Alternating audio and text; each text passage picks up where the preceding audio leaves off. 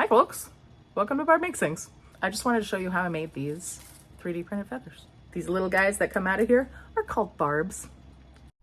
Barb Makes Things! So feathers can be complicated. Like I've been doing costume stuff, you can buy feathers, but there's always the question about whether they're ethically sourced. They tend to be kind of expensive, and you can't always get them in every color. So I figured, like, hey, why don't we 3D print them? That's quick, that's cheap, should be easy enough. I'm a big fan of Tinkercad because I teach. One of my favorite things about it is that you can make any shape or any combination of shapes into a whole and subtract it from another object, which means that you can effectively make a mold. Let me just show you. Editor Barb here. Little did past Barb know what kind of tedium she was about to inflict on me. I'm not going to put you through that. To sum up, you take a bunch of barbs, not in the shape of a feather, then you take the shape of a feather and use that to make the barbs into a feather shape. If you want all the nitty-gritty details, I wrote them up really, really nicely and instructable. The link's in the description. Go read it there. Back to past Barb. When it prints out, it prints flat. We can make this more realistic looking. Here's your post-processing for this thing. You take that feather, you hit it with a heat gun very, very briefly.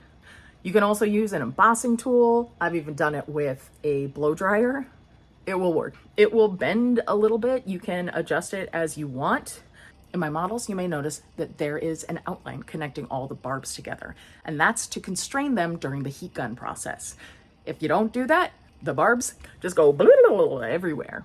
You want to control the shape of it, you got to make an outside line. You can go and trim off the outside of that feather and have the barbs be separated. You can even go in there and kind of trim it and cut out little bits so that it looks a little bit more realistic. You can make one side of it smaller than the other, up to you. So then you have these feathers. What are you going to do with them? Oh, actually, I have a lot of ideas. I wanted to make them into a feather gauntlet situation. Pauldron, that's the word. I wanted to make a feather pauldron. So I made them and then made a thing to wear them on my shoulder. Oh no, goes with like a Ren Fair costume. I haven't optimized this. That's okay. But you see, feathers. There you go. Now you got feathers if you want them on a shoulder or two. I also 3D modeled and printed. Hey, where's that other one? You can do all kinds of things with this. I also 3D modeled and printed a little holder for them. It just has holes so that you can slide them in or out. They're just the right size for it. And now this can be a fan. One idea that I did have is to make a little Phoenix companion bot. So I may do that at some point. I made some smaller feathers in these kind of colors.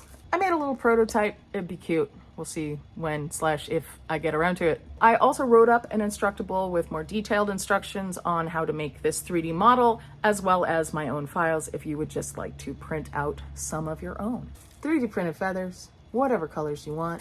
I'd love to hear what you would do with feathers like this, or if you try them out yourself, let me know. It's been a minute. How does this go?